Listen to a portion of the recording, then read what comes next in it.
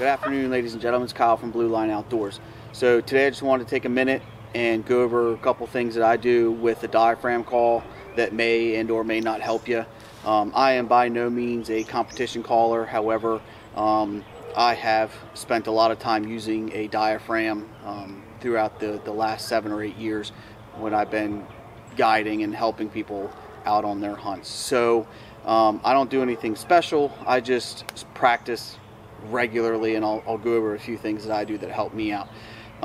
There's different brands of calls, there's different materials of calls, there's different tapes, there's different sizes, there's a million different things of a variety of diaphragms. Each one of them is going to give you a little bit of different of a sound.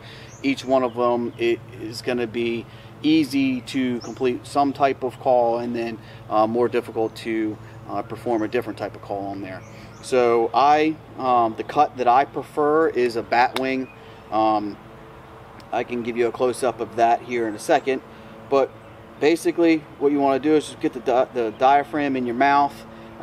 It doesn't matter what manufacturer you go with, you're going to always want to condition the tape, not the reeds, the actual tape. So when you get it out of the package, it's going to be a little rough. It's going to be, it's not going to bend very well. So what I do is I spend a good half hour just basically chewing on the actual tape itself, just to soften it up. It's kind of like leather. If you get it just moist and then you start working with it, it's just going to become soft over time. That's going to be your first thing.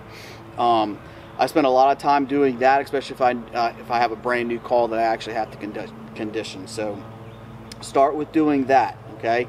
And what you're going to find is once the call is in your mouth and you're pressing it against the roof of your mouth, you're going to have all of these rivets in there, or some folds. What you want to do is once you get one of those folds in there, take the call out of your mouth and actually bite down on it. What it's going to do is it's going to flatten that crease out, and it's going to allow it so it fits in your mouth every single time you put it in there. And as long as you do that every time you use your call, that call is going to sit in your mouth the same way every single time. You're not fighting with it. So with that, I'm going to start with just giving you some different calls on a bat wing and kind of go over what I do differently. It's just very simple fly down cackle.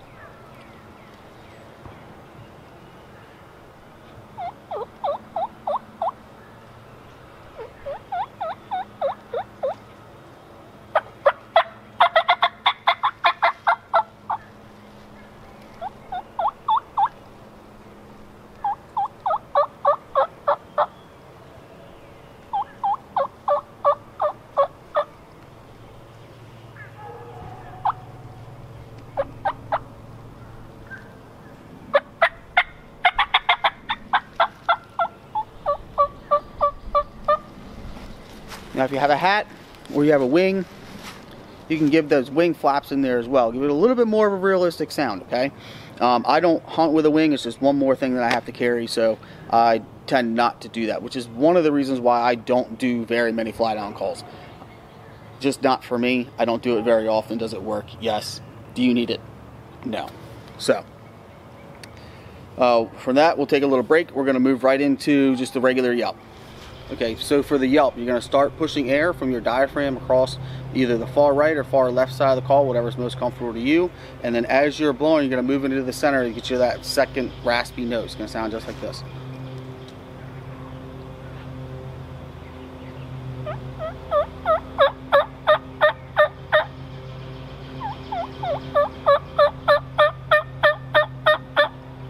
You can notice I start off on the right side. I'm not opening my mouth as much, and as I'm getting to that center, I'm really opening my mouth to really give it that volume that you're looking for. Now if you want to just keep it real light and real subtle, you don't open your mouth any. It sounds like this.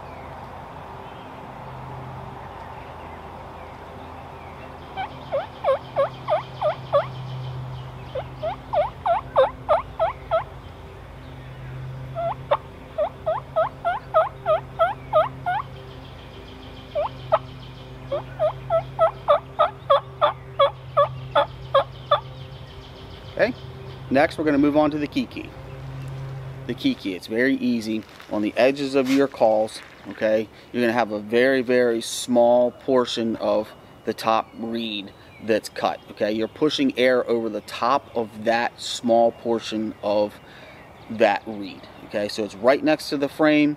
Same thing, cup your tongue, put the edge of the diaphragm right on the back side of the bowl that your tongue makes, and you're going to push air over top of that corner. Okay, it's going to sound just like this.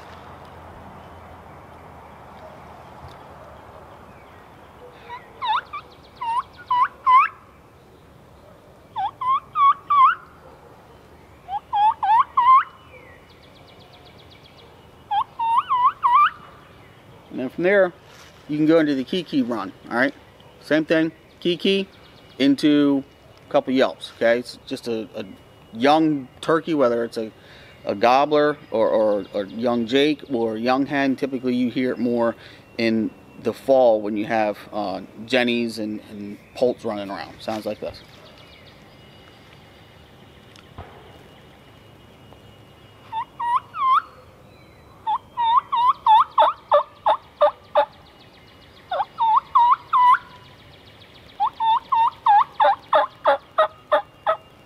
Okay, up next is the whistle. Again, prophylactic call, I find easier to do this on than latex, okay?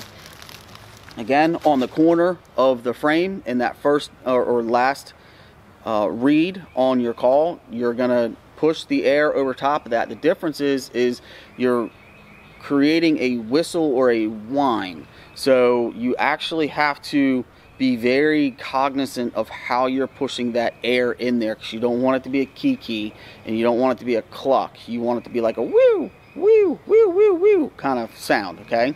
So you're pushing that air, dropping your tongue a little bit, but you're not doing a yelp. You really do want to keep that pressure on that call. Whatever call you're using, there's a sweet spot. Okay, you have to find that sweet spot for your particular call, and every single diaphragm is different. You could buy 5 different bat wing calls of whatever manufacturer that you want, and you're going to have 5 different locations that you're going to be able to do that whistle on. Okay, it's going to sound just like this.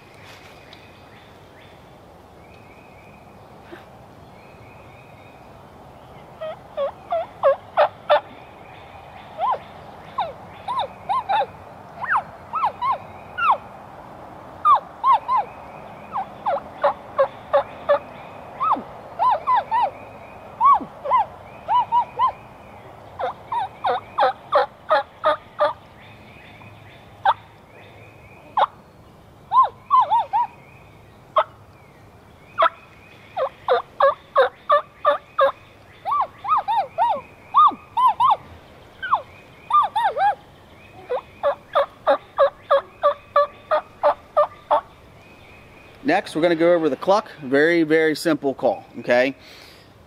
You can get multiple different sounds just based on where you're pushing air, so I would suggest just moving the air and creating that cluck somewhere on the reed that sounds good to you. So what sounds good to you is whatever you've heard in the woods, okay? That's the great thing about turkey hunting, is that turkeys are turkeys, they're birds. Not every bird sounds the same. Not every hen sounds the same.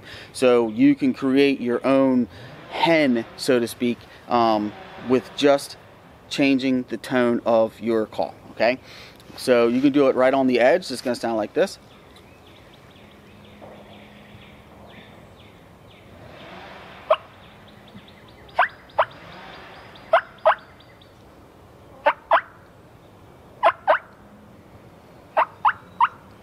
Or you can do it down the center.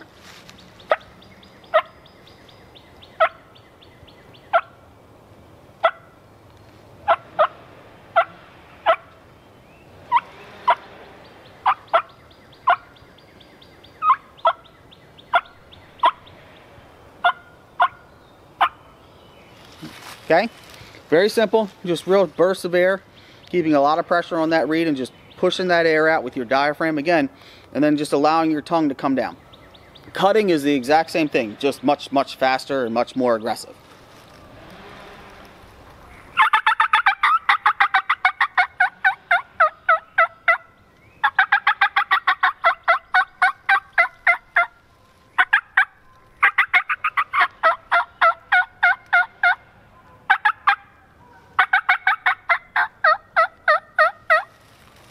Again, real short cuts, dropping your jaw, giving it a little bit more air, creating that louder just more aggressive call, okay? It's less sexy, it's more anger. So the gobble, a couple different forums. I've seen Facebook, YouTube, whatever.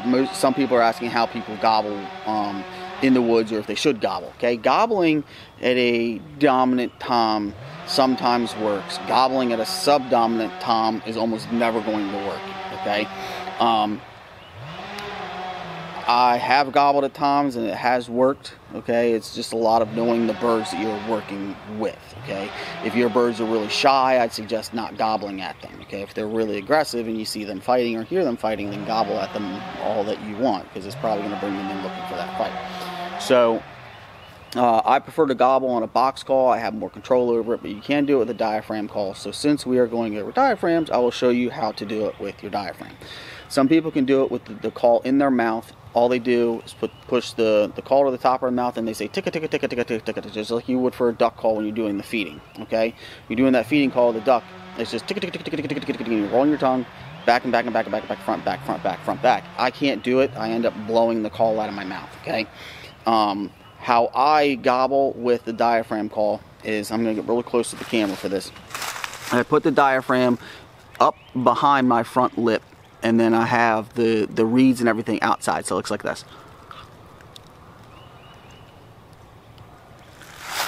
Just like that, okay? That's how I do it. I don't know why I'm not getting any focus here. There we go. Sorry about that. All right, just like this. Put my thumbs on the top, just like this.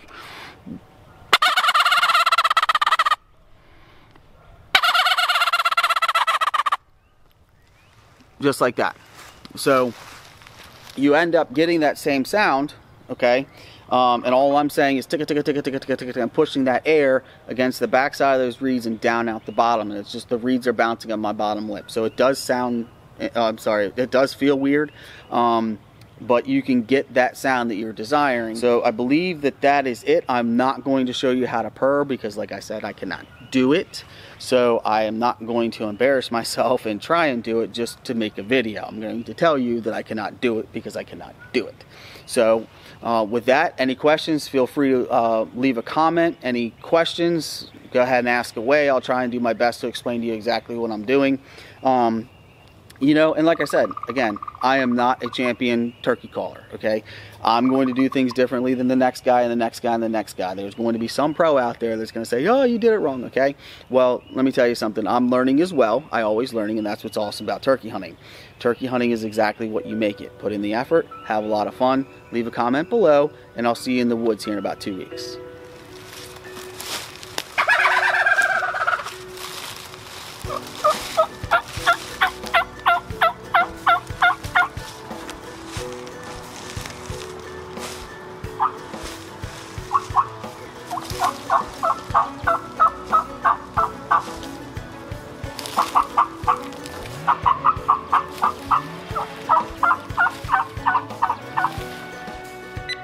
Or you like the with a I just had the word. Some people can do it with the call in their mouth.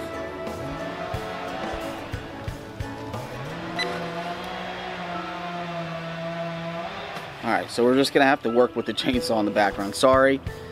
Here we are with the COVID-19 stuff, and I can't leave the house because the whole no emergency essential stuff, whatever. So I'm out here in my neighborhood woods again trying to get this done. It's just not working. It's the middle of the neighborhood. So anyway.